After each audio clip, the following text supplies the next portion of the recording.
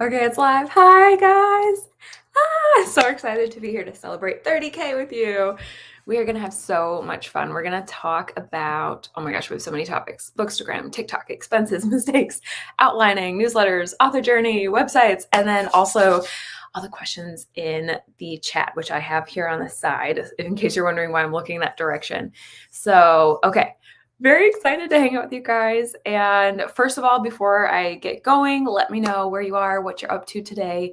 And thank you guys so much for hanging out with me on such a busy weekend.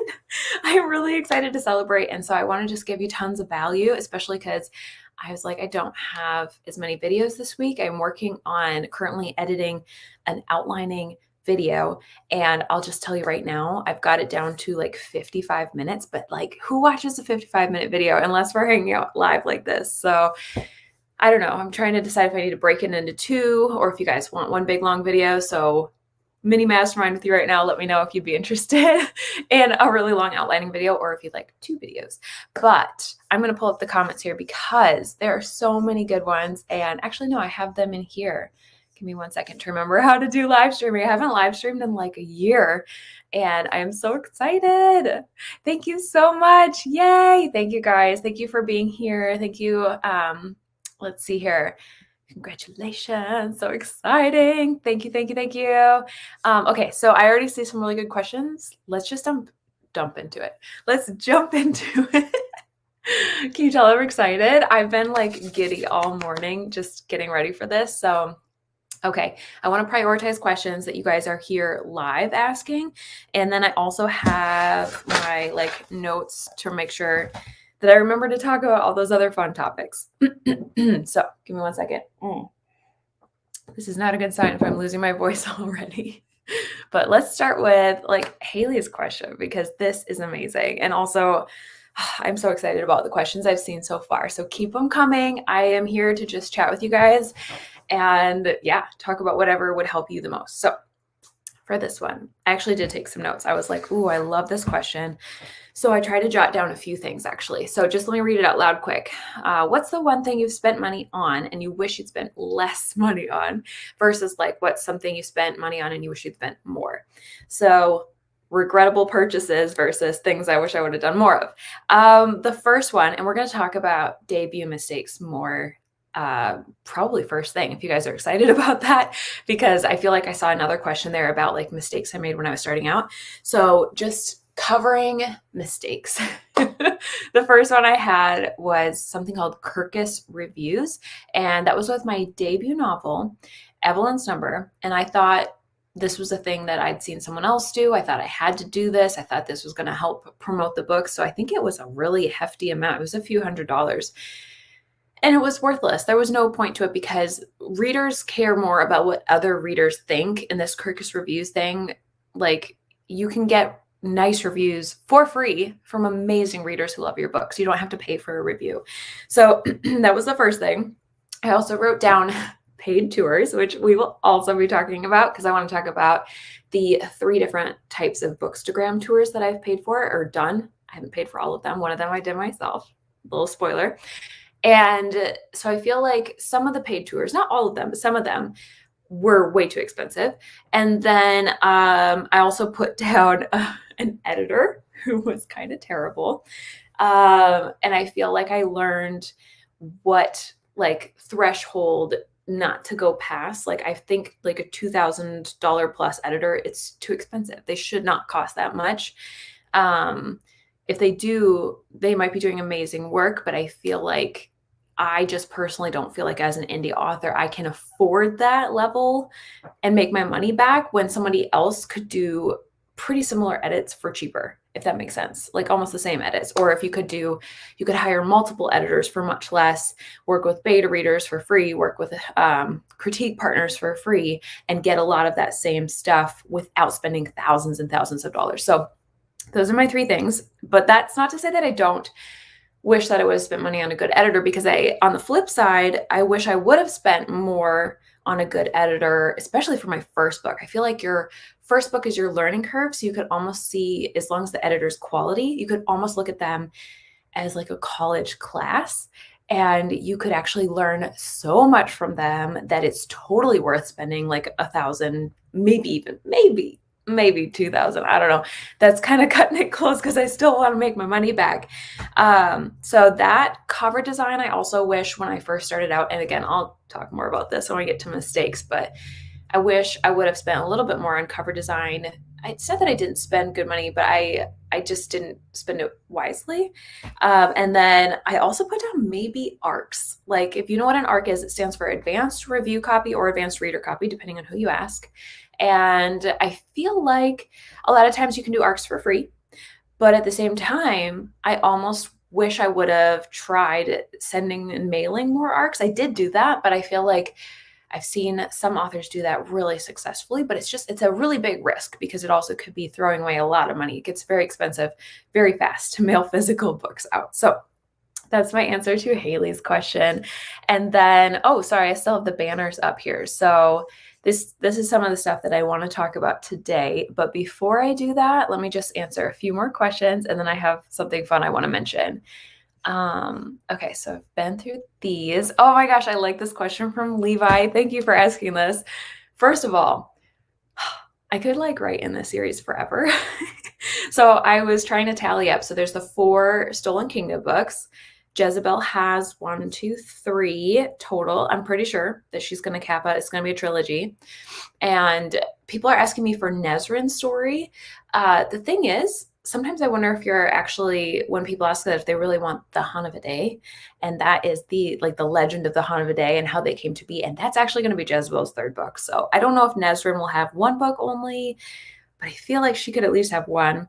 I feel like Gideon definitely could have a book, and people have been asking for him for a while, and I just haven't got around to it because for some reason Jezebel just came out of nowhere, and that's the story that I had to write. And then maybe Rena, I don't know. So that's like 10 books right there in the world. Different, like they'll be not unconnected. What's the word? They are related, not unrelated. Separate standalones, is that the word I'm going for? And so I feel like Jezebel's gonna have her trilogy. Then I've got the 4 books in the Stolen Kingdom series, but the rest feel so far, I think, like standalones in the same world. Maybe, I don't know.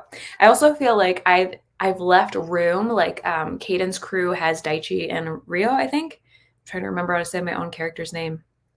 I think that's it. And they have they come from a different land, and I would had this vision for what their world could be if I ever wrote a book in there as well. So I feel like it could just keep growing and growing and growing. But yeah, I love that question.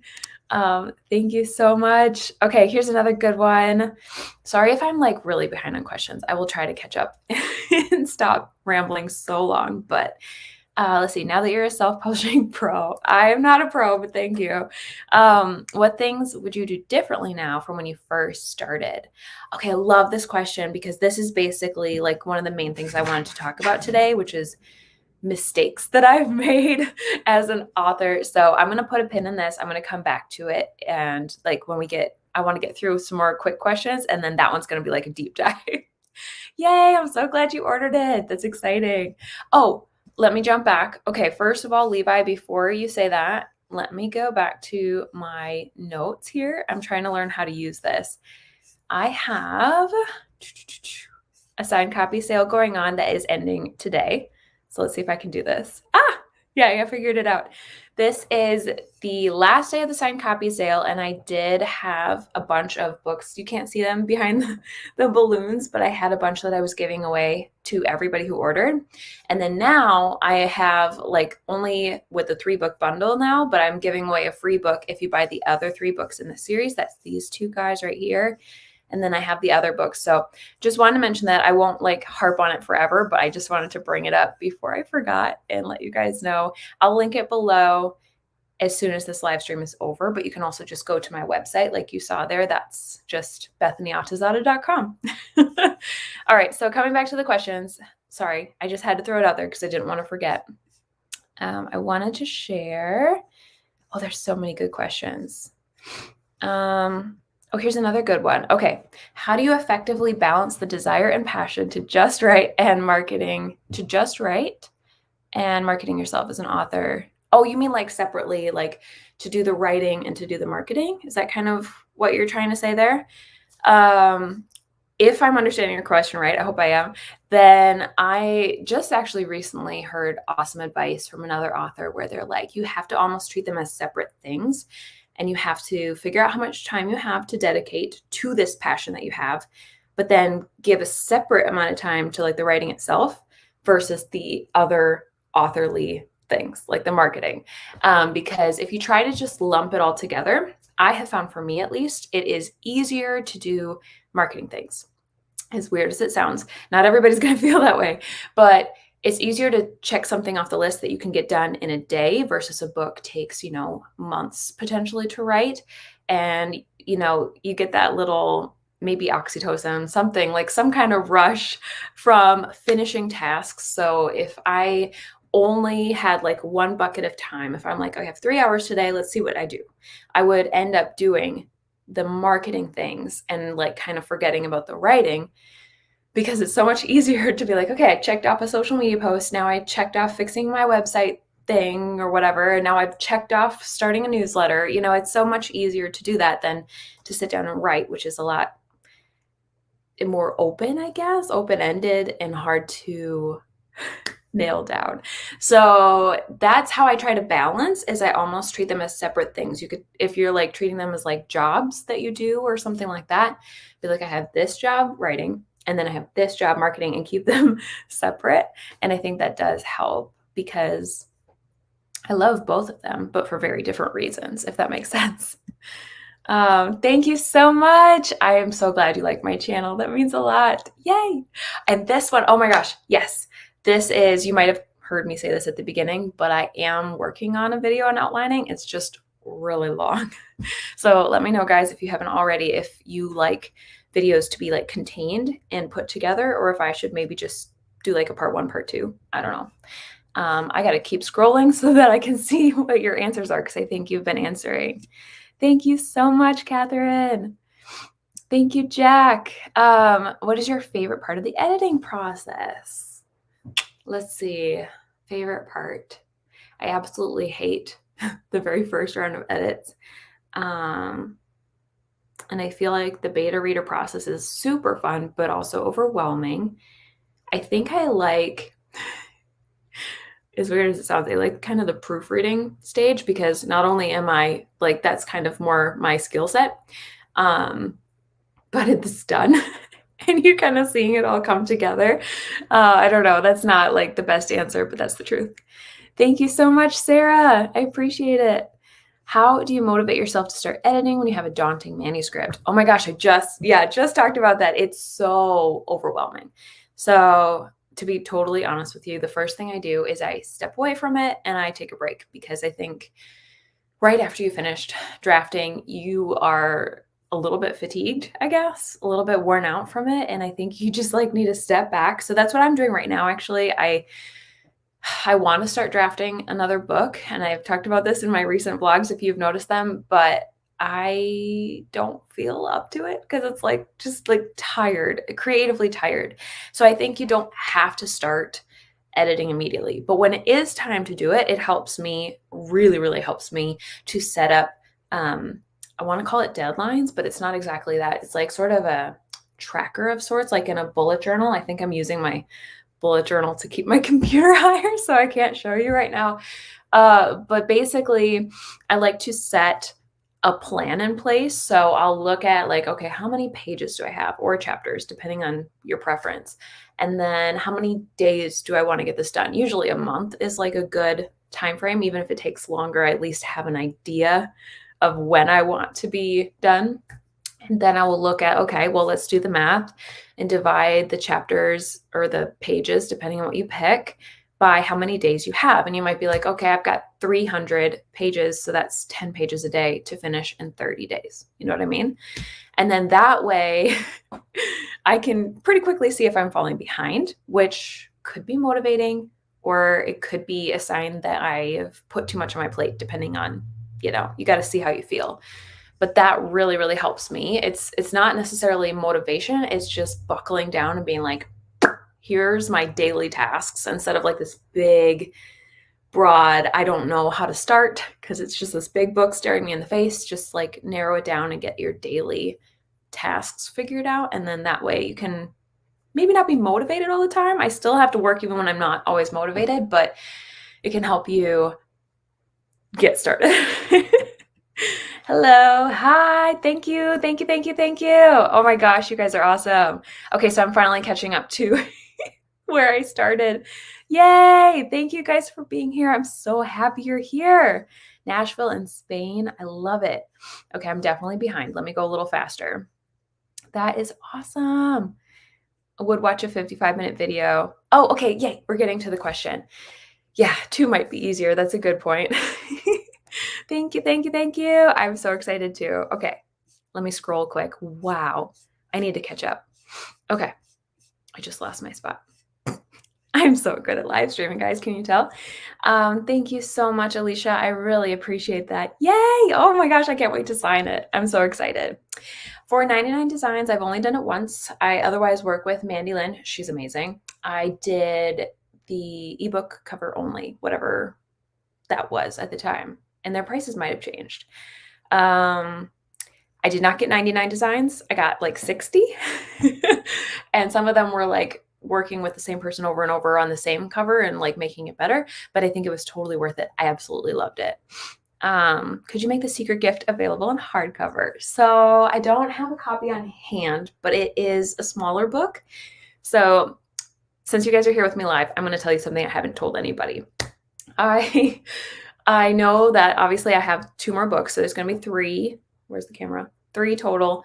And then I want to bring them together, and I want to make not a collector's edition because that's like that old classic book cover, but basically something similar to the collector's edition, but with a different type of cover. And that, I think, could be hardcover, but that's like way down the road. As far as hardcovers now, I am no longer working with Ingram Spark. I absolutely can't stand that company. I've just had so many bad experiences with them, you guys. I can't even go into it, and it would take the whole live stream. And so I just don't want to work with them anymore. And because of that, my only option is KDP for hardcovers. And well, that's not true. I could do Barnes & Noble as well. And they have dust jackets, but KDP is the other company that prints, and they don't have dust jackets for their hardcovers at the moment. So I'm just a little bit limited. I think there's other companies out there too. If you guys know any, let me know, because I am on the hunt right now and I am open to that. But as of right now, there's not really a good place to do it. The final word count difference between first drafts and final. Oh my gosh. Okay, I can tell you for sure the secret gift, because that was a recent one, was like less than 15,000 because I didn't even like finish writing. At the end of it was like an outline.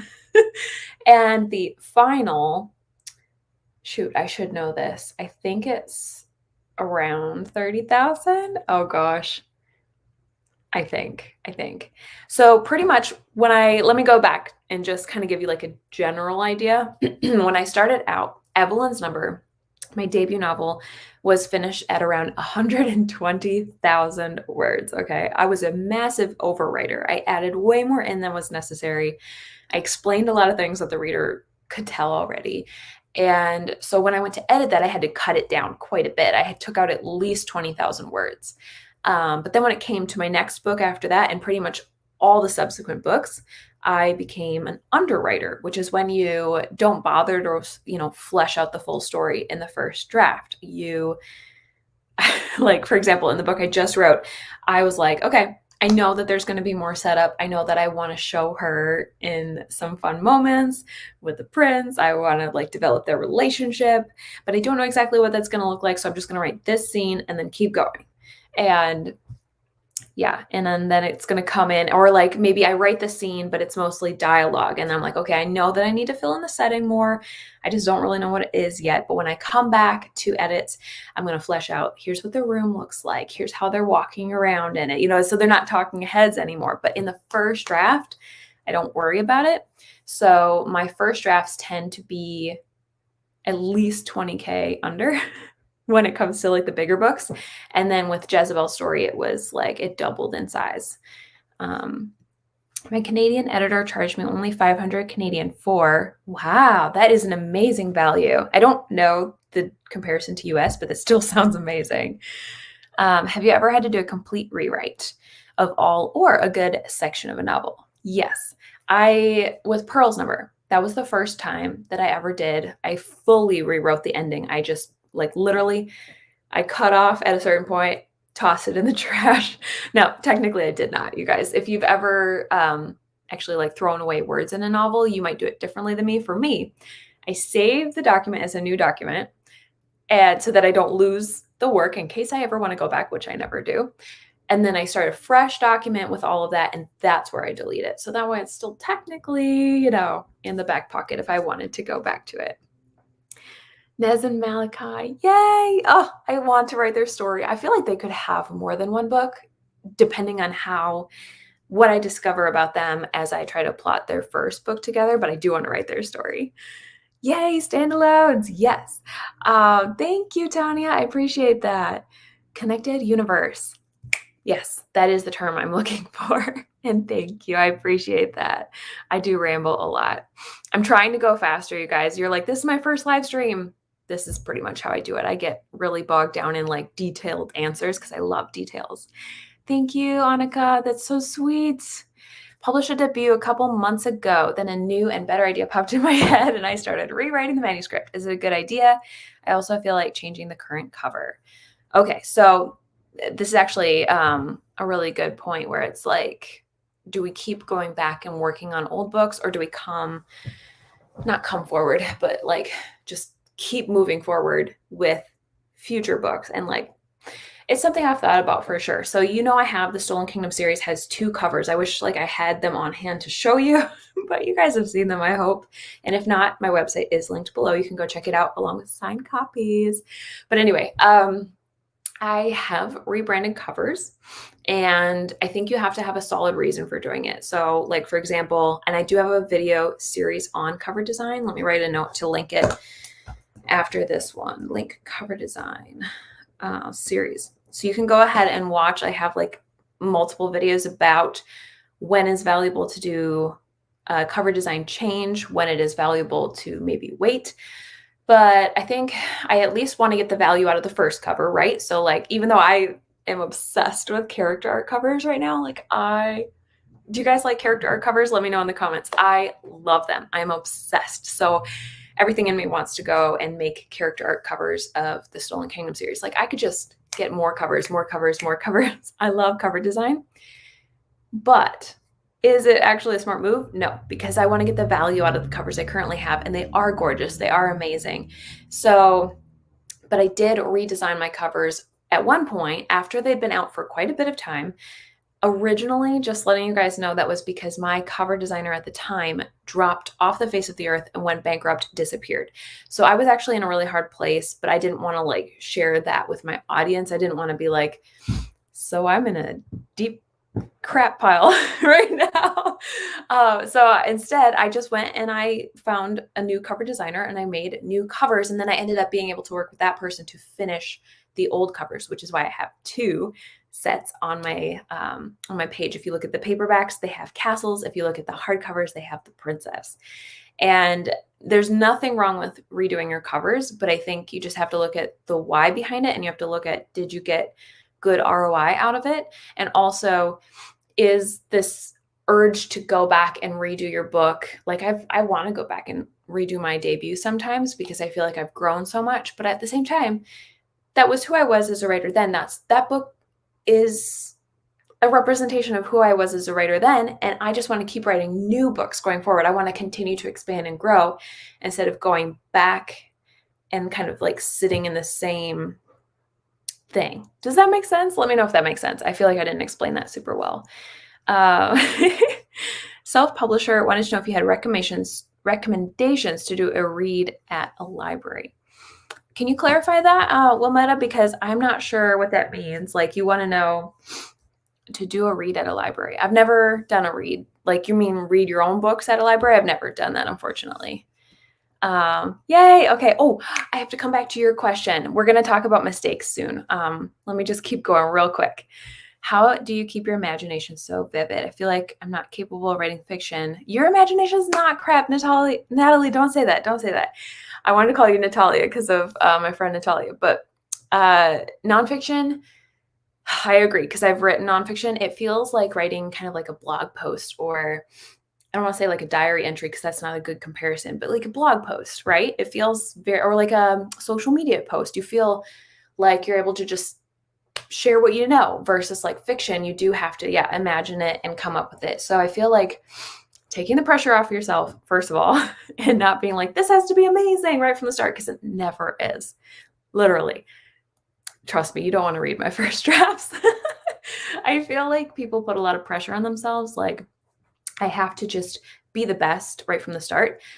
But it's a learning curve. It's a growth process. Like, the only way to get better at it is by doing crappy writing first. I think there's a quote on that somewhere that I absolutely love, but I would mess it up really bad if I tried to say it now, but you should look it up. Like, why artists have to get so frustrated when they first start out, because there's this gap between what we know we want our work to be and where we are, but you have to write where you are to cross that gap. Does that make sense?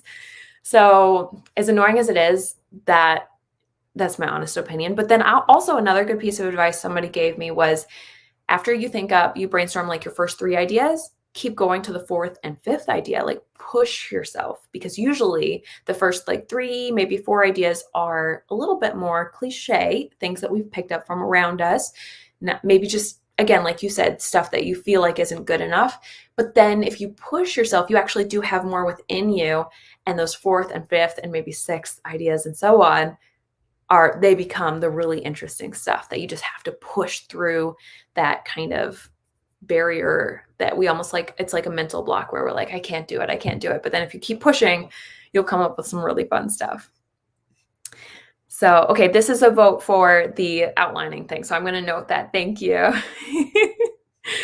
Both would be good. One long video. Okay, good. I'm glad you guys are excited about the longer video, because I really do want to do, I want to edit it all in one piece. Like, I don't want to go and record something where I'm like, hey, this is a video that I'm cutting in half, because I recorded it as one long thing.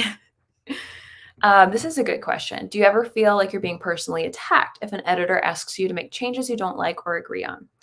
I don't, if I'm being really honest with you guys. I have heard writers who say this though, and I think you've got to, well, first of all, it depends on how the editor says it, because if they're unprofessional, and there are unprofessional people out there, unfortunately, they can say it in a poor way. So you have to step back. This is another reason why it's really nice to step back from your story and get some distance from it, kind of just emotionally step back. It is really hard to hear criticism, but at the same time, I value it so much, because I don't need somebody to go, this is amazing, this is wonderful, good job, gold star, because that's not what my readers are going to do when I post the book online if it has issues. You know what I mean? So I view my editor, my critique partners, and beta readers, all of their questions, as keeping me from getting really bad reviews after publishing, because they are helping me catch things that truly need to be worked on. But if you don't agree with it, and yes, I have gotten frustrated, usually more in the past, before I developed this like understanding of this is benefiting me. When I first started out, I do remember there were a few times that I got frustrated just with the way like somebody, not usually an editor, but like a beta reader would put something, they would phrase it like, and I'd be like, oh, you don't understand my character, which is normal, by the way, gut reaction to have, totally normal. Don't feel bad. The best advice I heard there was, don't react right away. So like, if your editor gives you feedback, read through it, then put it down and walk away. Don't address it. Don't fix it right away. Don't write them back right away. And you might come back. I've done this many times myself and be like, oh, like 2 or 3 days later, I see where they're coming from. Or sometimes I'll be like, okay, they didn't get my vision, but I can see why they have a problem and why they don't understand it. I need to do this instead. So editors aren't God. They're not like all seeing, all knowing, always right. But usually if they point out a problem, even if their solution isn't the right one, usually it's pointing out that there's something that needs to be fixed. So I hope that helps. Tips for naming a series. Oh, Catherine, I'm so excited you asked this, because I am currently working on a video about book titles and including series titles. So I don't have like full tips to give you, but a video is coming soon as I'm figuring it out in my head, and I'm about to do that video, hopefully by the end of this month. So stay tuned for that. I'm excited about it. Thank you so much, Judy. You're the sweetest. Oh my gosh, I appreciate that. Balance the voices in your head for characters. I love that. Oh man, every writer is so different. I am actually jealous of this. I don't have this where characters speak to me, although sometimes I do. At night, I fall asleep with ideas and then I can't sleep because I'm like, I gotta go write this down. But that's rare. Like I usually have to be butt in chair. Let's write, like to get in the mindset of the book. Otherwise, there's too much going on. My mind is chaos. Do you do voice typing? You're talking about dictation, I think here, right? I have not tried it, but one of my critique partners, Jessie Elliott, is really encouraging me to try it. So shout out to Jessie. I am going to give it a chance soon, and I might do a video on it. How do you pace the process of editing by yourself, especially for the first novel? Let's see here. Before the first novel, before you published that you weren't as fast as now. Oh, like way back when I started, how did I pace it? If I'm going to be brutally honest with you, I was just learning as I went. So I don't know if I really had a strategy, but I did a lot of things by month, as weird as that sounds. So I'd be like, okay, this month I'm editing for betas. Next month I'm sending it to betas. And then if it took 5 weeks instead of 4 weeks, I'd be like, okay, beta readers, it's coming a little bit later. And then I'd do that. And then after beta readers, I'd be like, okay, this month is a month for editing with their feedback. And then that often took longer as well. I'd be like, that's okay. Here is 6 weeks instead of 4 weeks. That's fine. Now at the end of that 6 weeks, I'm editing for my editor. Let's go another month. That's kind of how I did it. I kind of gave myself like this guidelines that I didn't always stick to. So I have not used the read aloud function in Word, but I've heard really good things about it. So I want to do that actually. Thank you for reminding me. Sometimes when I get into edits, I'm just so used to my current process that I don't try new things, but I think trying new things is really valuable. So let me know if you like it and if you think it's worth trying, because I'll give it a shot. How long ago did you write The Stolen Kingdom? Do you feel like through the series your writing skills? Oh my gosh, yes.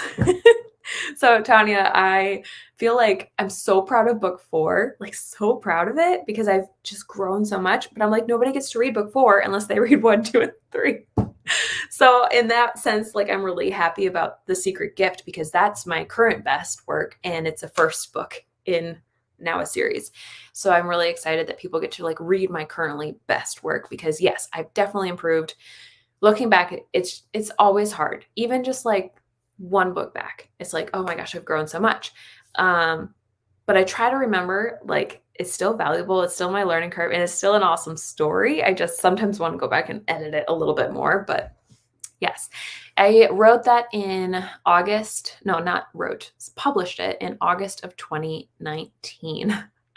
And I think it took, I want to say it was like May 2018 maybe that I started it. That's a wild guess. I have a video on it somewhere with my author journey. If you're curious, I think you can search my name and author journey, and I think that I share that in there. If you want like the actual specifics, but it's been a long time considering it's 2022. Wow. It's like 4 years ago at this point. I prefer drafting, Estelle. I know so many writers who prefer editing, but I just love the freedom of drafting so much. Let's see here. I've been marketing a year before publishing my book, but even after publication, I'm still struggling with promotion. Consider basically all advice, but anything on that, please. Yeah, so, okay. I love this question because marketing is my favorite, but at the same time, I can't condense that down into like a one answer because I have like 30 plus videos on my channel about marketing. I will say my favorite marketing strategy to date has been BookBub, actually, if you want to look into BookBub. And actually, I'm going to link, I'll also write this down, link marketing playlist, because I think you would really enjoy that whole playlist. And I'll put it below this video once the live stream is over so that you can check it out. Because I feel like I could, talk about marketing all day long, but I don't have like a one-word answer, unfortunately. Okay, let me go back. Marketing is a learning curve. That's my one word answer. 1 year, you're saying you've marketed your book. A year is not enough to learn. I am 4 years in, right? Yeah. No, more than 4 years. Hold on. I published my debut in December of 2017. So I still haven't learned. Like, I feel like I'm just brushing the surface. I'm just getting like the sense of marketing and I love it. And that's not true. Not just. I've been doing it for long enough that I know some really cool things, but at the same time, there's so much more to learn. So just consider yourself a student and never like shut down that learning, that willingness to learn. Have had some experiences with Ingram from the other side of the business. No. Oh my gosh. Going back to how much I hate them. I am so sorry. I am so sorry. I have heard about Lulu, Alex, and I know that Lulu is a good like company for people who don't want to work with Ingram, I guess. But I've also heard their author royalties aren't great and that they're not as good quality. But then again, they could have changed since I've heard that. I have no idea.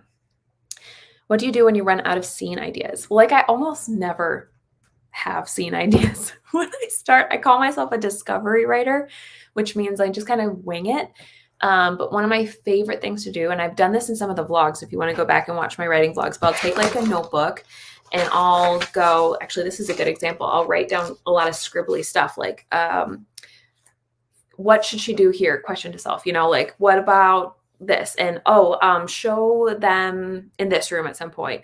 Want to make sure to include this character. And then I'll sort of like bullet point it and scribble out ideas until the scene starts coming to me. That's one way.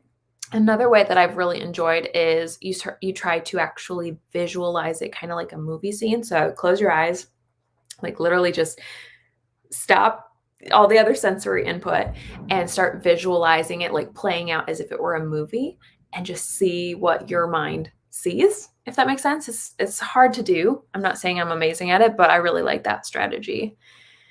Audiobooks, I have never written an audiobook, but I did hire somebody to do the audiobook of The Stolen Kingdom, and it was very expensive.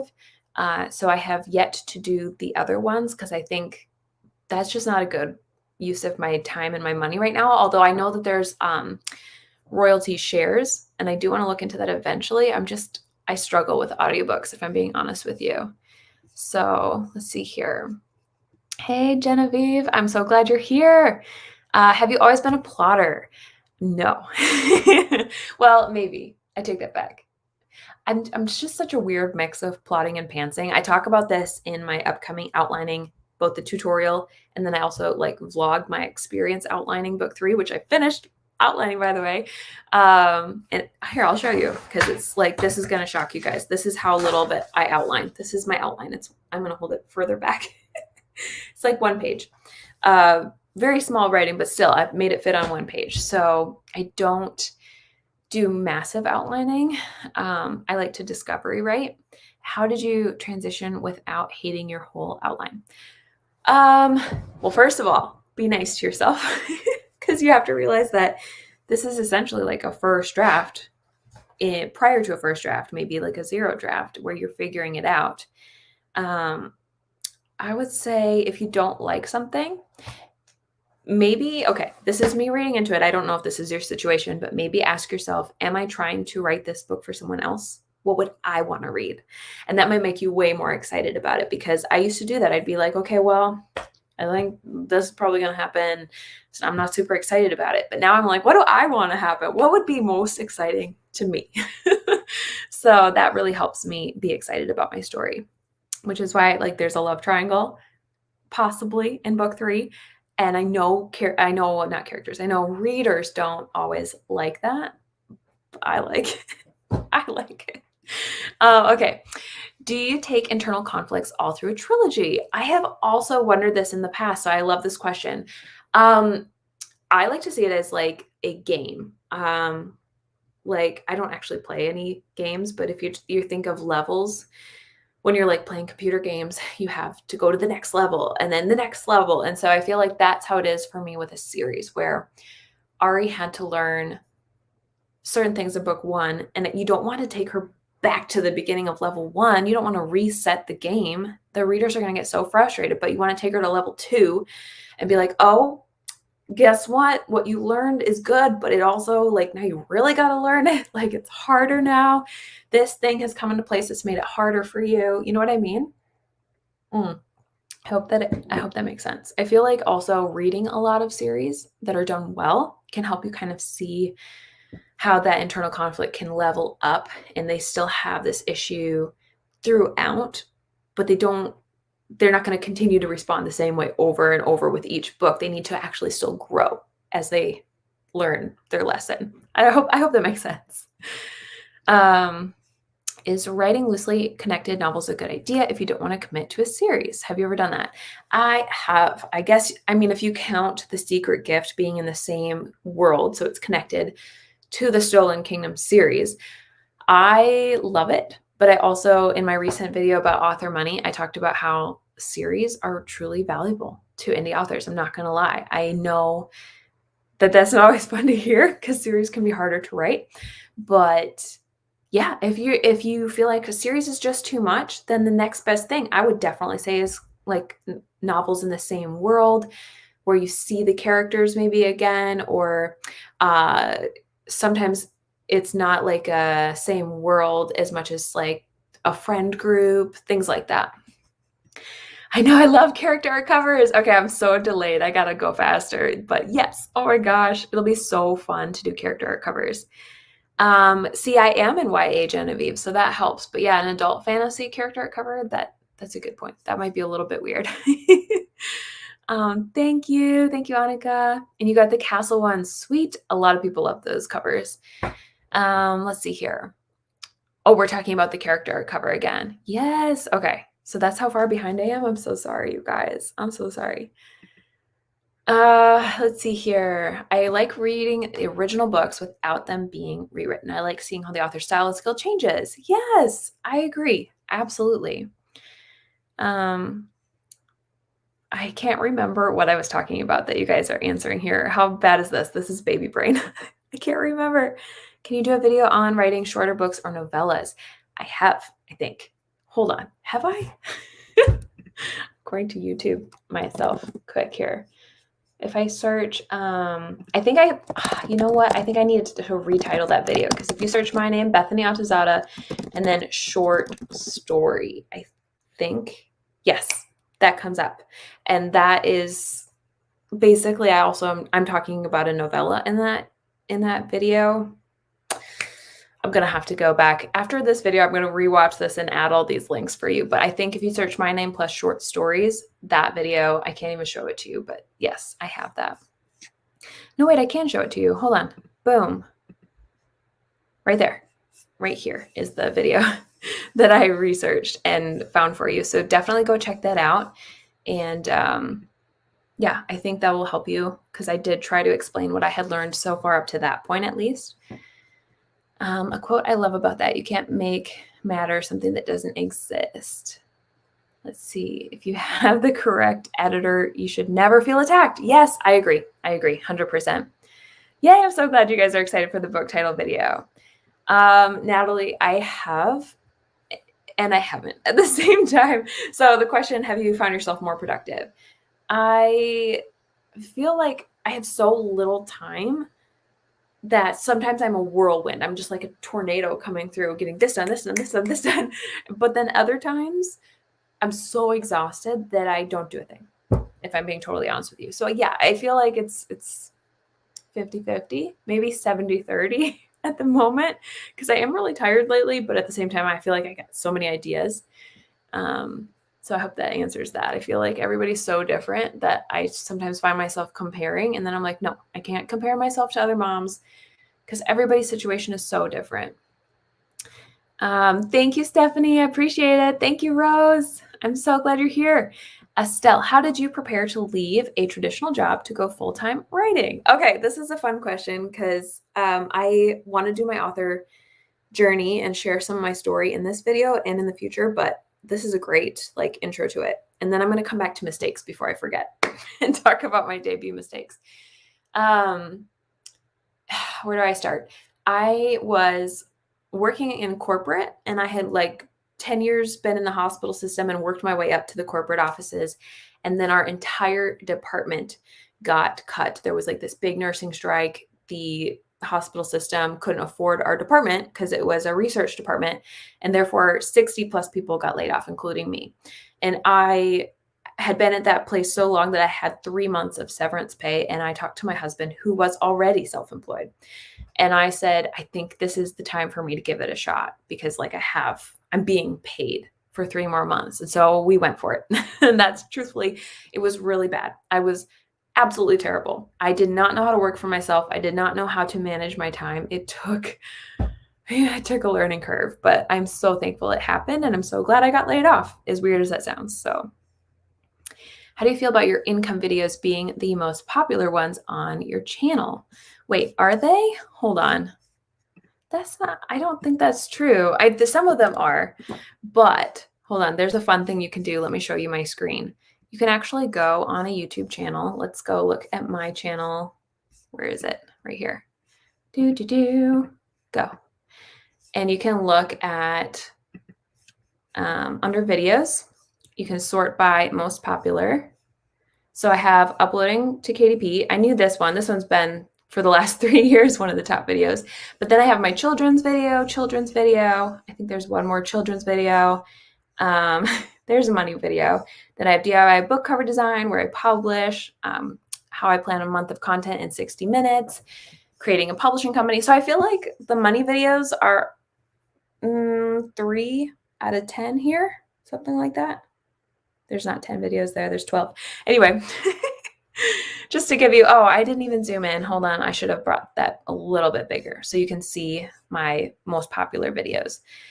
So yes, the money videos do come into play. And honestly, if I'm being really honest with you guys, that's the kind of videos that I enjoy too. I want to know, like, is this thing valuable? Should I do this thing financially? What does it actually look like for an indie author? The problem is, of course, I'm just one person.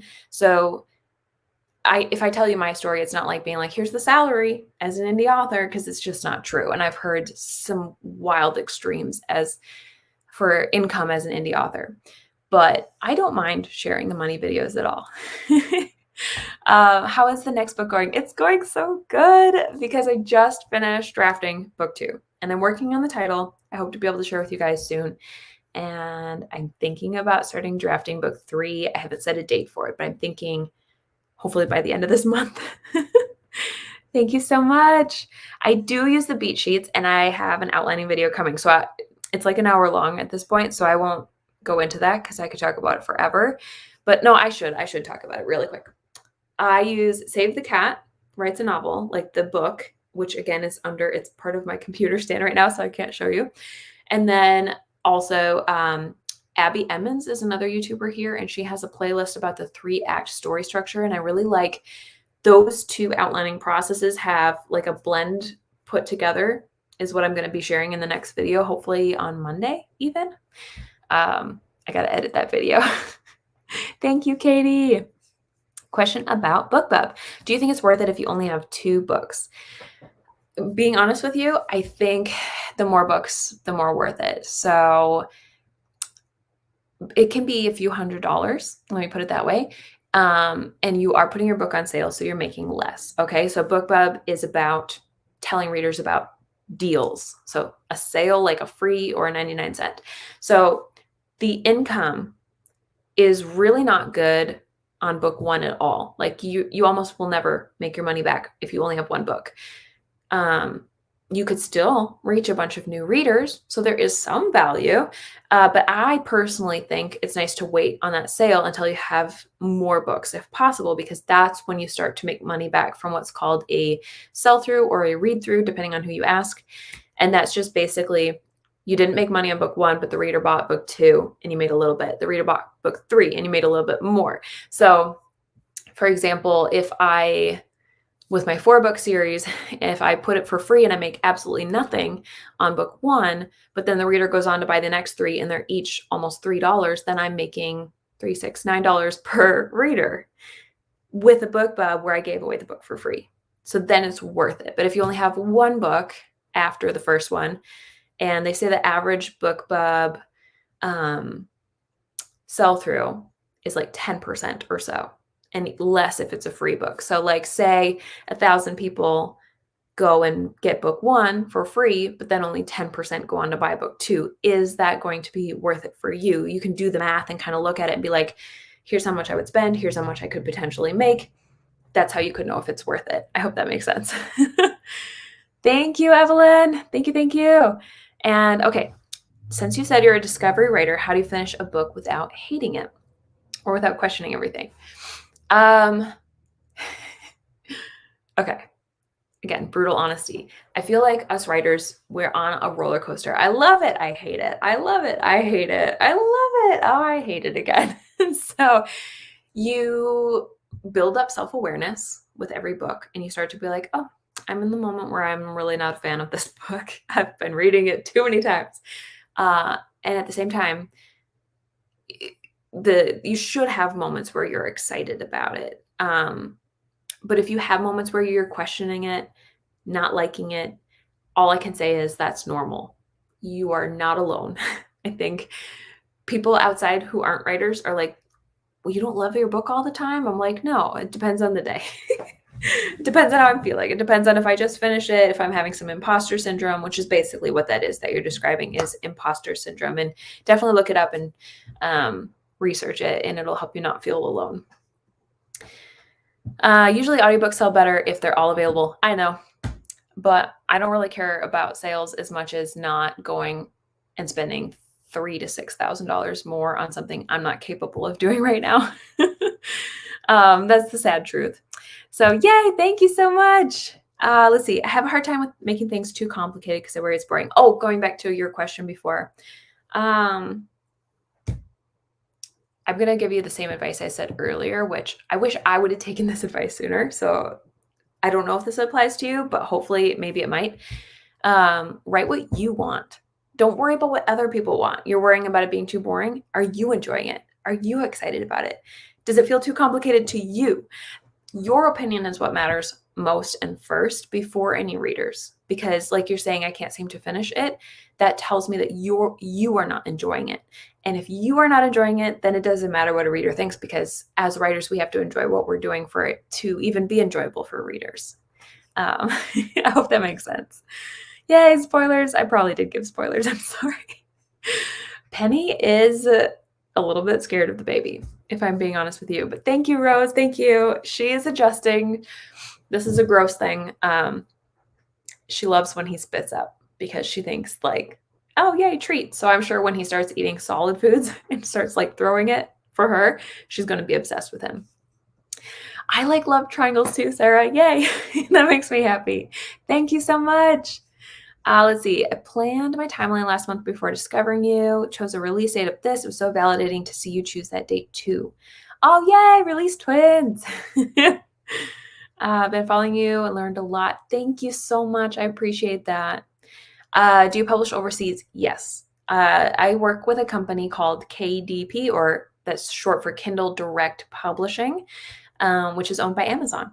So if Amazon sells it, it should be in, or if you're talking about not publishing, but if you mean the signed copy sale that I talked about earlier, that is ending today, by the way. Then I think so. I don't know what my website does, but it's just, I put a note in there that you need to check if I'm allowed to ship to your country at this point. Speaking of signed copies, yes, Annika, I have actually, I think it's still pulled up. Let's see here. Share screen. This is my signed copy sale, and it is going through the 16th, which is today, and then it's ending. So midnight tonight, or roughly, maybe slightly a different time, like whenever Zion wakes up in the middle of the night and I feed him, I'm going to take these books down. And so if you do want to get a signed copy, my website is linked below. It's BethanyAltazada.com. I should have written a banner for it, but the signed copies, you go to the homepage. If you just go to BethanyAltazada.com and then just go over to the store here, and click signed copies, and then you'll be taken here. So thank you for asking. That makes me very happy. Let's see here. I'm going to keep going with questions, but actually let me jump back to this. This was one of the questions that I promised I would talk about today. And I know there was at least one question earlier. Okay. let's just talk about it really quick. Let me remember to come back to the full screen. If you guys have questions about this, let me know, but I wanted to give you my brief story as a debut. I did a few things really weird. I worked with a friend who, she was very talented graphic design artist, but she had never done book covers. That was my first biggest mistake because she didn't understand the expectations of readers for my genre and what my readers were looking for. So we made this cool cover, but it was just like, it didn't speak to the genre. Readers didn't know what it was. I feel like I sold a good amount, but I could have sold 10 times more. And then the second thing that I did wrong was I hired an editor off of Goodreads who, she was good, but I feel like I should have done more stronger edits, whether that would have been hiring a second person. If I was on a budget, maybe just getting another person to just be a second set of eyes as a professional. I did work with beta readers, which really helped me, I think, with the developmental side, but I could have done more with a professional with my very first book and worked with somebody with experience. Excuse me. And then let's see. There was a third thing that I wanted to share. And now I'm blanking. Oh, I did something called Kickstarter with my very first book, and I didn't know how to do pre-orders. As dumb as that sounds, I was so inexperienced. So I was like, how do I sell my book before it's live? And so I used a company called Kickstarter, which people have mixed feelings about now, but I think is amazing because it is a company that you can basically promise not only the books as pre-orders, but you can make different tiers where you can add other goodies. So I added notebooks and mugs and this necklace from the cover, and you can add all sorts of cool things, like character art and whatnot. So I had created something really fun, like an exclusive type of pre-order. And then the other cool thing about it is that Kickstarter, if you don't make your goal, they give everyone their money back. So this was my way of figuring out if it was the right thing for me. So this is sort of my author journey as well as the mistakes I made. The reason I would call that a mistake is because, I'm still glad I did it. I think it was a cool thing to do, but pre-orders, actually using the pre-order feature, will set your book up for success because it's helping, like for example, on Amazon, it's helping the AI, the algorithm, whatever, figure out who your readers are, who is looking for your book, who actually bought your book. And then because of that knowledge, it will be able to start recommending your book to other readers who would like your book. So I feel like I shot myself in the foot a little bit by not giving Amazon that data. And I'm still glad that I did the Kickstarter. It was really fun, but I would count that as a mistake as well. I think pre-orders are really valuable. And my co-author, Mandy Lynn, and I, in our nonfiction series, we also tried skipping a pre-order altogether and doing, what did we call it? A launch page. And basically we collected email addresses and let you guys know the day of the release. So going forward, I do want to always do pre-orders with ebooks. The downside is, like I told you guys at the beginning, I'm not happy with Ingram Spark. And because of that, that's where I did my physical pre-orders, like for paperback and hardcover. I don't know of any other place that does pre-orders besides maybe Barnes & Noble Press. I think they would, but that would be the US only, I think. So that is something to consider, which is why I would only count it like a partial mistake. I think if you have some sort of pre-order going, that's what counts. And so I'm like glad that I learned that the hard way. As much as like mistakes aren't your favorite in the moment, they really do teach you and help shape you going forward. So I'm not like sad about any of them, but those are some of my mistakes that I made as a new author. Okay, let me come back to the questions. Let's see here. How to fix the problem of showing versus telling. I am like 90% sure I have a video on this too. Let me go back to share my screen, okay? And here, let's see. Bethany Atazada showing. Should I say showing versus telling or just showing? Let's see what comes up. right here, show versus tell. Do you like how I had to check if I had a video? So this is a video where I like dive deeper into that. If you want to watch that, I would definitely recommend it. But then short answer, telling isn't always bad. There's certain beats, story beats, where it's more important to show for sure. But I think actually what I had to learn the hard way is that there needs to be kind of a balance. You need to, if everything we're showing, the book would be like 300,000 words.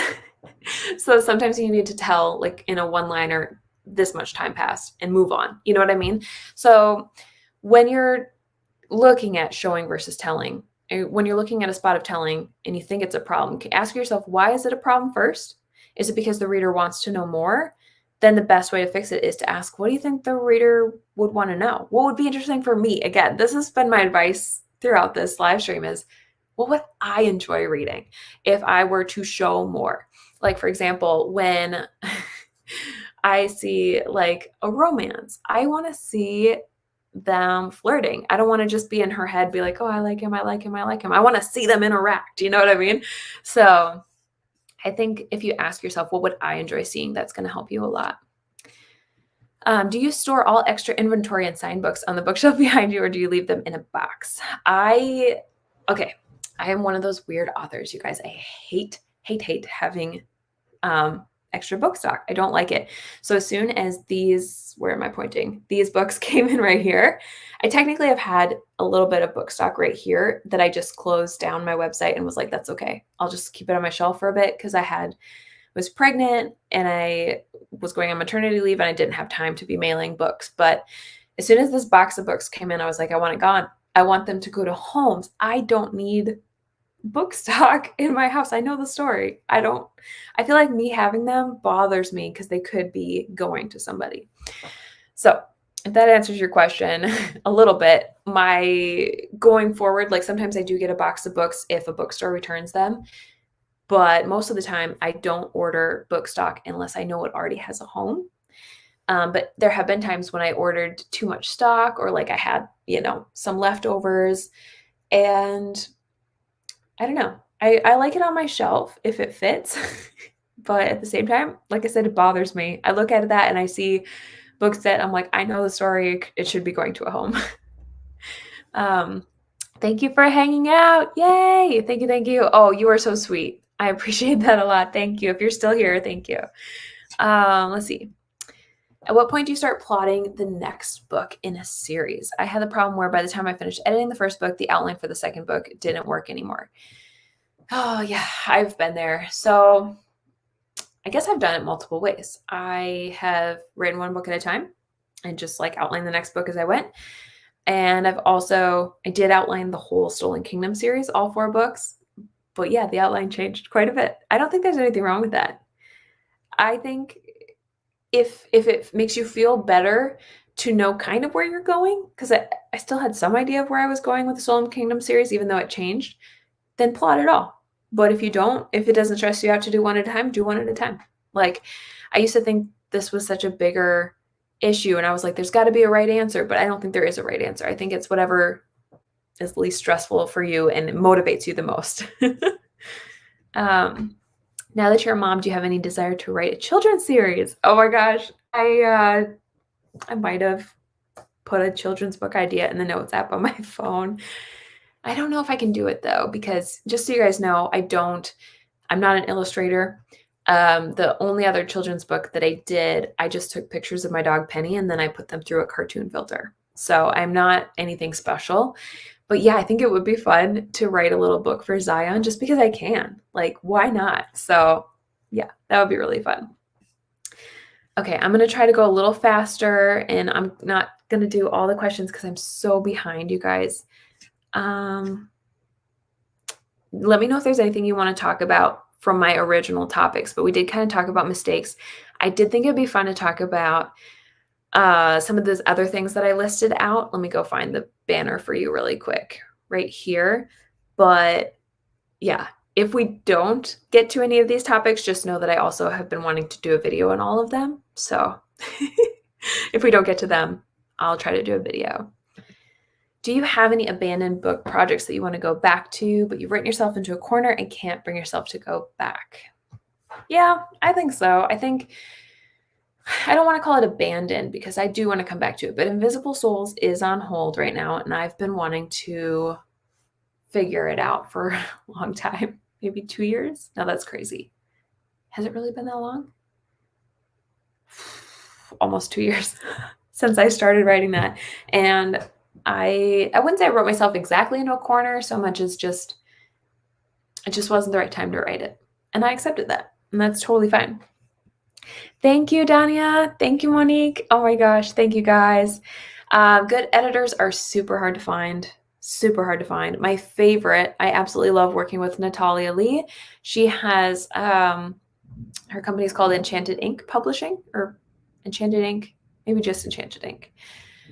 She is booked super far out, and yeah, but she does such an amazing job, and I think she's hired some other editors as well. But the other place you could go if she is solidly booked is Reedsy. Just be really careful. Reedsy is spelled Reedsy, and they do have editors there that you can work with. I just think they're more expensive when they probably shouldn't be that expensive. This is talking about Zion Spit Up. Yes, she does. Thank you so much. You are so sweet. I appreciate that. Oh, good. I'm so glad you guys are chatting about it. Yeah, so I think that lets you know that you're not alone. And the Kickstarter, like I said, loved it, but a pre-order probably would have been smarter for books, just to let the algorithm figure out who my readers are. Do you have another company in mind to try instead of Ingram? So they are the biggest network besides KDP. Let's be real. I don't think they're bigger than KDP because that's owned by Amazon. But they do send your books to, I don't even know. They have a list somewhere, but they frustrate me. I'm not going to go into it here because I could just rant for a while. But there's just so many other companies like Draft to Digital is an ebook only at the moment. I think they're adding in print books soon if they haven't already, but they go wide and they distribute to many, many, many places and give better royalties. KDP also has better royalties. I've not seen good royalties with Ingram. They don't compete. They take a big cut, if I'm being honest with you. And they charge more to print the books as well if you're doing print books. So yeah, I'm just not a fan. I got to be honest with you guys. I'm frustrated with them. Thank you so much. I appreciate it. Thank you. Thank you. Have you ever had a publishing company offer to take you on? No, I have not. I did think about querying The Stolen Kingdom for film, and that's like this special project that I really want to do someday, but I haven't done it yet. And I wrote a query letter and I researched a little bit about querying, and then I never followed through on that. So I haven't really connected to anything in TradPub. I think it's so sweet that you think I made a name for myself. I feel like I'm so small fish still. I feel like I want to be like Elise Kova. She's like the coolest indie author ever. And Sarah Cannon, coolest indie author ever. They have made a name for themselves for sure. Would you ever write all books in a series and then rapid release? I tried. To be honest with you, that was my goal with the Stolen Kingdom series. My whole plan was to do every 3 months, but I couldn't handle it. It just didn't work out. And then once I have a book in my back pocket that's done, I can't not publish it. I can't hold on to it. So no, that didn't work out very well for me. Published 2 books so far, and I want to start my third. Even have an idea that I like, but I can't get myself to sit down and plot or write it. Does this happen to you, and how do you get over it? Let's see.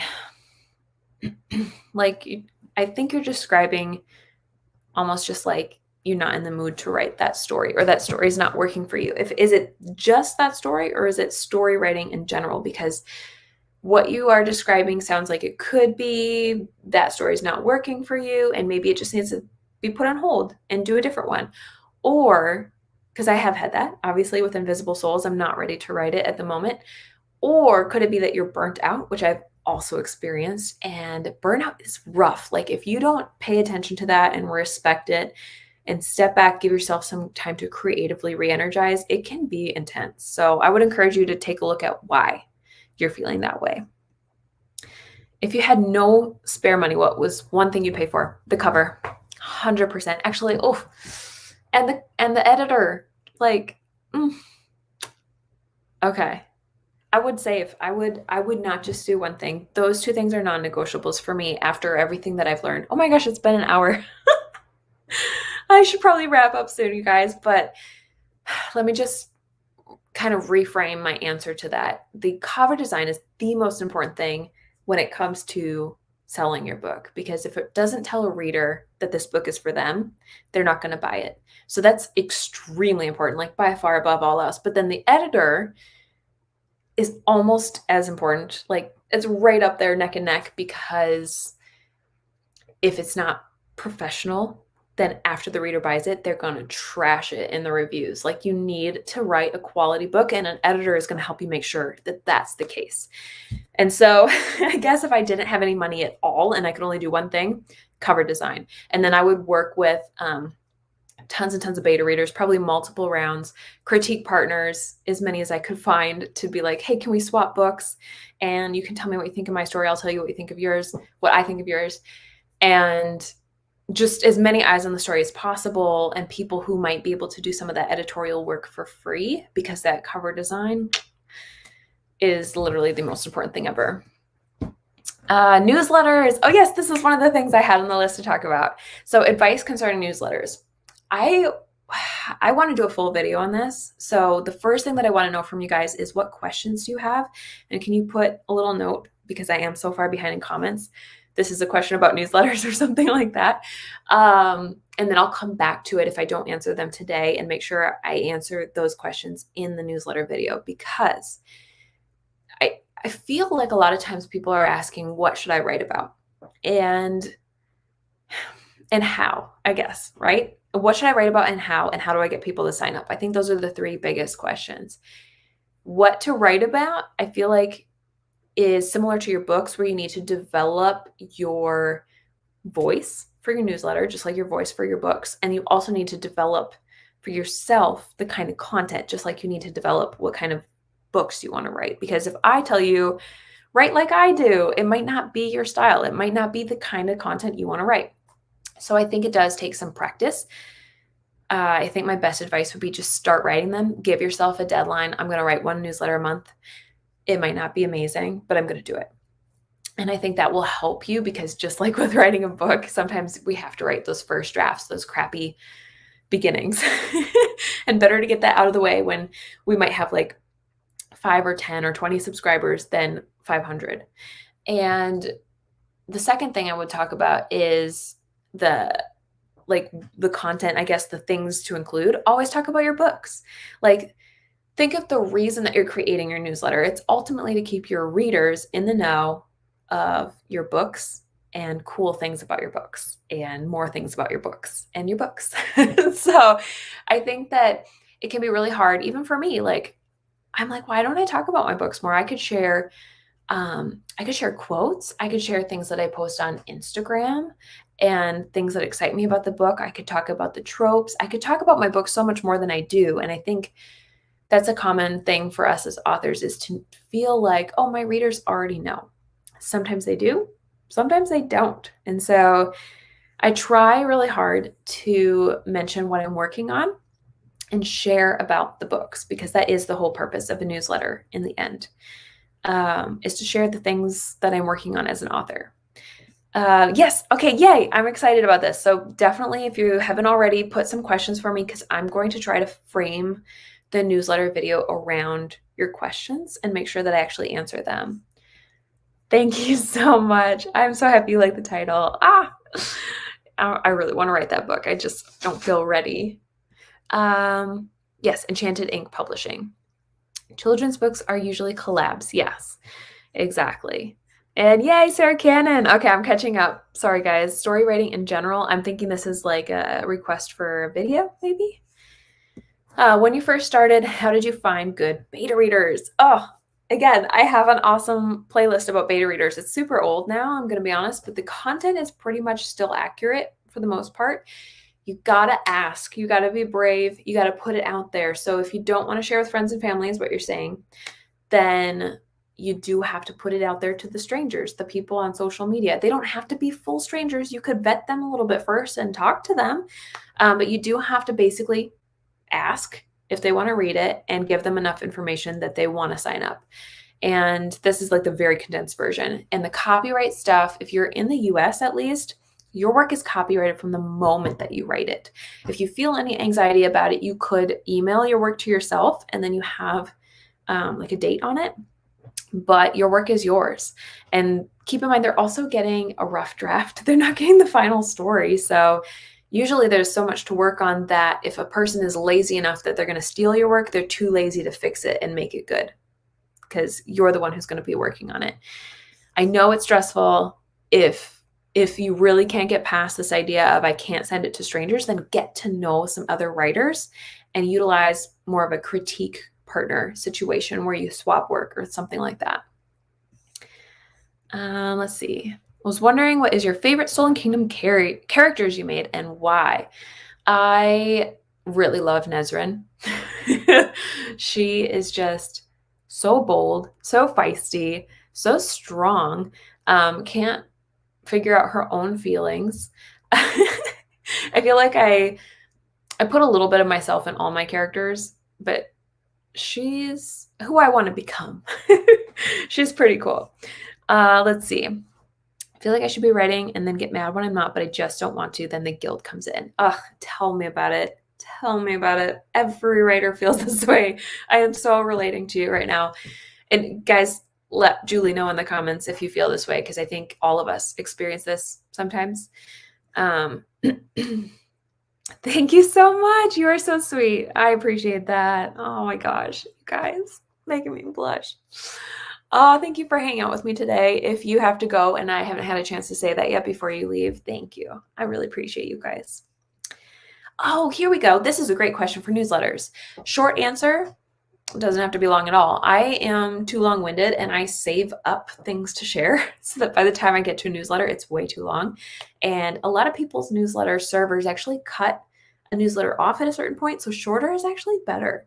Think about it this way. As long as you're bringing them value, it doesn't have to be long. It could be this one little bit of value that cheers them up for the day, some fun snippet of your story, and then you're done. It doesn't have to be long. Like, there's a lot of pressure to fill it out, but the truth is, as long as it has value, readers are totally fine with it being short. If you don't like newsletters, how do you get into doing them? Even though we're all writers, I would say a lot of us don't like newsletters just because they're not the content we're used to. And short content is hard for a lot of writers, I think. I don't know. I could be wrong. Let me know if you guys agree, but you do them anyway. It's the hard answer. The second answer would be think of your goals. Think of why you want to do it. Is it to reach readers? Is it to make connections? Is it to sell books and help readers get excited about your books? Then knowing your goals going into it can help you frame it a little bit better and be like, I know this is worth it. You know what I mean? The story origin, people say prequels are the best thing to give away, but prequels are not easy to write. So technically, The Secret Gift, I can't point to it because you guys can't see it, but it is technically a prequel in a way. Is it the best thing to give away? I don't know. I feel like anything that is a sample of how you write and it can stand on its own and it can be the first thing that you can read. So a prequel could be good, but so could a short story. It really is more about what is a good sample of your writing. So if you don't feel like, I don't like to write short stories, I don't want to do that. Like I did write Gideon and a tiny snippet of his history, and it was really fun to write. But before that, I was like, I don't have anything. Then you can just share the first few chapters of your book. If you have that, that's still a sample of your writing as well. And Amazon even has that look inside feature where I think it shares the first 20% or something like that, or 10%. And so you can do something similar with your newsletter and be like, read the first few chapters. And that's fine too. I think the incentive thing, prequels are an incentive to sign up for the newsletter, but you can have other incentives, as long as it's something that makes them want to sign up. How often should you send out, and what information is too much to include? These are such good questions. I'm so excited to do this video now. This is just like newsletters just bumped up on my list because you guys have good questions. There's no right answer, of course, but I do feel like when I get people who email me a lot, even if I like them, if they're emailing like every day or even once a week, I get annoyed because I get so many emails and I hate getting emails. So for me personally, just because of what I like, I would say maybe once a month, because you also don't want to be the person who they forgot they signed up for your email. And then this happened to me recently. I got this email and I'm like, this is a scam. This is somebody scamming me. How did they get my email? And I'm like, oh, I signed up for that. So kind of balance those two things and kind of get a sense for, you can do twice a month if you have a lot to say. You could do once a day for like a short week if you're like sharing little snippets of a story that you're writing as you go, and you like give them the beginning, middle, and the end. Then they'd probably want to read it closer together, right? But otherwise, I probably would do less often. Like that happy balance of often enough they remember who you are, but not so often that they get mad at you. Let's see here. Small baby steps. I agree. Absolutely. Thank you guys for talking to each other and encouraging in case I miss things. Working on speaking more about my books, but not comfortable being a salesperson. So let me ask you, Wilmetta, do you have, well, authors are all different kinds of accounts, but do you happen to have like a social media account where you talk about other books that you like? Because I would recommend treating your book like you do those other books and thinking of it more, talking about it like you would with a reader. Like I would not be comfortable being like, hey, you should buy my book. But I am comfortable saying, I really like my characters. Ari is like feisty. She hears people's thoughts and she doesn't know what to do with it because it's like this forbidden gift. And I like, sharing the story the way I would talk about other books. That is fun as a reader. And I think it's fun for your other readers. And it doesn't feel salesy to talk about it in a way that other readers would enjoy. So just frame it as less I'm trying to sell this and more I'm being excited about my story and just telling people about my story. If they want to buy it, they want to buy it. If they don't, they don't. That helps me a lot. How do you get people to sign up and then actually open and read them? Oh my gosh, I could talk about newsletters forever. Okay, Katie, I'm officially putting this question and all the other questions in a video, and I'm going to words. I'm going to do this video soon. But the short answer, I'll do a longer one in the video, is an incentive. Having some sort of newsletter incentive that they can get by signing up is really, really valuable. Let's see here. Are you going to ever write the book outlined in the Save the Cat experiment? I don't think so. Brittany and I both have too many other projects, and now we both have babies. But we had a lot of fun outlining that. It was really cool to outline it. Okay, I am so sorry, guys. I'm going to try to just catch a few more comments here. Thank you so much, Christine. Oh my gosh, thank you. You guys, thank you, Sarah. I want to talk about this. Yeah, think of newsletters as blogs. I feel like I'm still learning, if I'm being brutally honest with you guys. So all I'm going to say, because I don't want to give you advice that I'm not sure I really know what I'm talking about yet, I'm just going to say, like, follow me along in my journey, because I do love sharing what I learn as I go. And if I learn more about this, I will share it. But right now, I don't know much beyond I love draft to digital, because it helps me put my book on multiple platforms without trying to figure out each platform. But I also do want to learn how to market more on those platforms. And then I want to do a video on what I learned eventually.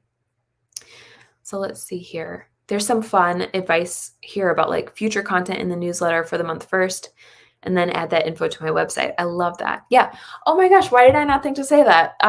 When you talk about your book, you can share big reveals too, like the title, the blurb, the cover, the release date, the pre-order links, all that fun stuff.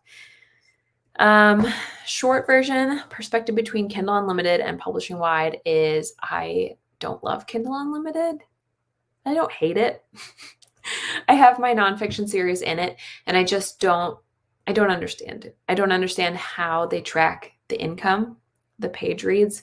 I don't understand how to track if a sale is, if like something I do for marketing is working. How do you know? Because somebody could choose to get the book, but then not read it for a month. And then you don't know that the sale worked because it's not connected. Like, I don't understand Kindle Unlimited, if I'm being honest with you guys, but I know authors who love it. Let's see. Yay. Yes, you're definitely not alone. I'm so glad. Thank you guys for helping. How do you decide between publishing a book you know will be successful and just publishing what you enjoy writing personally? Okay. Again, brutal honesty here. I wouldn't do either of those separately. I would try to find a book idea that had both. And I don't think I would want to write something just for the commercial because I would burn out. And if I'm just writing what I enjoyed, that's fine. But if you're wanting to make a career out of it, if you're like also wanting readers to be excited, finding something that's a balance in the middle could be the best situation. Look up the US Copyright Office and read about it. There's tons of info for you. What is the hardest Stolen Kingdom book to write? The Ginny Key was the hardest because I put myself on a pre-order deadline. If you guys remember, if you've been around, I did the Stolen Kingdom published in August, and I put a pre-order in the back. And at that time on KDP, Kindle Direct Publishing, where I publish my books, you had to do a pre-order within 3 months. So I couldn't do any further than that. So I put a pre-order date for December, and that book was only a first draft. And it was maybe not even fully drafted. I can't remember, but it was rough. It was like, I was like, I can't do this. And then KDP extended their pre-order timeframes. And I was like, yeah, we're going for longer. I'm so glad that was helpful, Wilmetta. Thank you. Brittany did not have her baby. Sorry. No. She is due in, I think, June. I mix up June and July a lot. But she has not had her baby yet. But no, we are both going to be mamas, and we're navigating that together because she's my critique partner. Thank you, Jasmine. Thank you, Sarah. Okay, I think I actually made it to the end of the comments. So I'm just going to come back to really quick and mention this because I am done with the signed sale after today. And then is there anything else on this list that you guys wanted to talk about before I go? Let me know, because I think we covered mistakes. We talked a little bit about expenses, talked about outlining, newsletters for sure. Like I said, I'm bumping that video up on my list of video ideas to do sooner rather than later because I got excited about it. I don't think we really talked about Bookstagram or TikTok a lot, but those were two of the ones I was most excited to do after the outlining video. So, okay, let me come back to the comments here. How would you handle writing sensitive content? I'm going to say something that's not popular opinion. Anything could be sensitive depending on the person. So I'm not sure what you're referring to. And you could think that I'm referring to something that I'm not, because I don't really have something in my head right now. But there is too much focus on not offending people. This is probably what's going to offend people. And because of that, I think that stories are getting watered down into nothing, because what one group of people might enjoy, another might not. And then another group might get offended by. And then that group might enjoy something that this group might get offended by. So what you have to do is write for your readers and know what your readers care about. So is it going to be sensitive to your readers? And if so, can you find some of your readers, aka beta readers, to beta read it for you and let you know their reactions to it? Because obviously you want your readers to enjoy it. But if you're writing to try to please the entire world, to please everybody, a book, for kids is not going to be one that grandparents like. And I'm trying to think of a good example. A spicy romance book, some people might love it. Other people might be super offended by it, but it's not saying it's bad. Sensitive content depends on who your readers are. I hope I'm answering this question well. Let me know what you think of that. Because I'm being brutally honest. I think if you try to never offend anybody, you will struggle to write a book, because books the characters are broken. They have issues. They are facing things that some people might not like, other people might love, other people might need to hear it. But there is this other comment right here, to read the incomplete guides for sensitive content. I've never heard of that, but if you are curious, you could definitely check that out. Let me jump back. For your books, what is your series recommendation to start first? I definitely say The Stolen Kingdom is where I started first, but if you wanted like a shorter intro to the series to see if you like it, you could start with The Secret Gift. The problem is it does reveal a little bit about one of the characters in the Stolen Kingdom series, but I don't think that's bad. I think it's like a prequel where it's okay to know. So I guess I would recommend one of the book ones, but especially The Stolen Kingdom if you really want to start in like the order that I wrote it. How to make a website. I'm going to shout out my critique partner, Brittany Wang. She has a course all about websites, and she teaches other authors how to make websites. It's called Author Website Bootcamp, I think. I'm going to write a note to link it, link Brittany's course. I'm going to have a lot of links to do, you guys. I'll try to come back and do that by the end of today. But yeah, same question for Levi. And I will definitely say, like, you can look at other websites that you admire and find a collection of things that you like about them. But if you want like a step-by-step, I might have a video on websites a little bit actually, but otherwise I'd recommend Brittany's course for you guys. Do you have advice for any teen author? I do. Keep going. I know it sounds generic, but there were people who I felt very defeated by because I was still learning. I was brand new.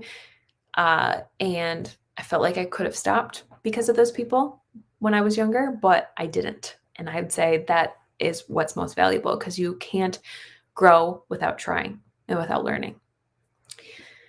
Thank you, Hannah. You are so sweet. Thank you. Thank you. Yes, this will be up to rewatch after. I should probably end it soon. I just realized it's been an hour and a half. Okay, so that's totally fine if you disagree. When it's related to race, religion, culture, well, this is kind of what I mean. Let me know if this makes more sense. If you are writing something about like a religion, then you want to care about what readers who believe that think, not what readers who don't believe that think. You know what I mean? Like if I was reading a Christian book, I want to have Christian readers and ask what they think. I don't want to ask an atheist reader, do you like this book? Because they're not my target audience. Does that make sense? That's kind of what I'm going for. Dana, I can't agree with you more about your opinion of not offending. Okay. So this is what Catherine was talking about. She was talking about like sensitive, like forced marriage, abuse, and related stuff. So then, yeah, go to your target reader. I think my advice applies because the people who don't get it, don't get it. You need to go to the readers and ask them like what they think. So if you can find, I think they're called sensitivity readers, basically beta readers who are your target audience, that would be super valuable. Let's see. How do you get past the second draft slump? Do you mean editing it or after the second draft? I think you're talking about like basically just trying to get into edits. I take a break. And then I kind of talked about this at the beginning. After like maybe a month away from the book, I set a goal and a deadline for my first round of edits so that I have to do it. And I figure out how much I have to do each day so that I know if I'm falling behind and I can get on myself about it. Yay. Thank you guys. Absolutely. I'm so glad that it's been helpful and that this has been encouraging to you. And yeah, exactly. I think we're on the same page now. Yay, that's so encouraging. I love seeing you guys encourage each other. That makes me so happy. Okay, so I'm going to come back to, I guess, my end of the video here and say thank you guys for celebrating with me. It's been so fun. I wish I could stay longer, but I also need to go pick up Zion and we're gonna go get the little boo-boo. So thank you guys for hanging out. I don't even want to go, but I really hope you enjoyed this video. And again, all of those topics, let me know in the comments after, even if I'm gone, if you're seeing this later, let me know if you're excited about any of those topics and if you have specific questions about them, because I want to come back as I go to kind of outline those video ideas and make sure that I answer questions and like actually talk about things that will help you guys. So yeah. I see there's a couple more comments coming in. Yes. Love it. I love it. So thank you guys. Thank you, Katie. Thank you. I'm so glad you guys were here. Oh, there's a bunch more comments coming in. Worried about offending. Yeah. How do I say this? Like, there's a good balance of worrying about offending, and then you got to look at every book on the internet has somebody who doesn't like it. And so you got to do your absolute best. And when you know that you've done what you can, you've worked with sensitivity readers, you've done what you can to make it the best it can be. If there is still like one person offended, unfortunately, like every book has that. Even like the biggest names have people who hate them. Even the classics have people who hate them, right? So there's a it's about finding a balance. You work to your absolute best to make sure that you don't offend people, but then you put it out there and you trust that the people who need to see it and read your book will, and that the people who it's not for will let it go. It's hard to do, but what you're describing, I can relate to that actually, because I feel like every author can relate to that, where it's like we want everyone to like our book, but not everyone will. But the people who matter will like it, and that's what counts, because you're going to do your absolute best. I know the fact that you're asking, I know you will. So anyway, I hope that helps. Thank you guys. Thank you so much. I am so excited. All right, here's to going forward and hopefully continuing to do like 2 videos a week, because there's so many good ideas. So thank you guys for being here, and I will talk to you again, I guess, in the next one, hopefully next week. I'll try to get that video out for you. So I hope you guys have an awesome Saturday, an awesome Easter weekend. Love you, and I'll talk to you soon.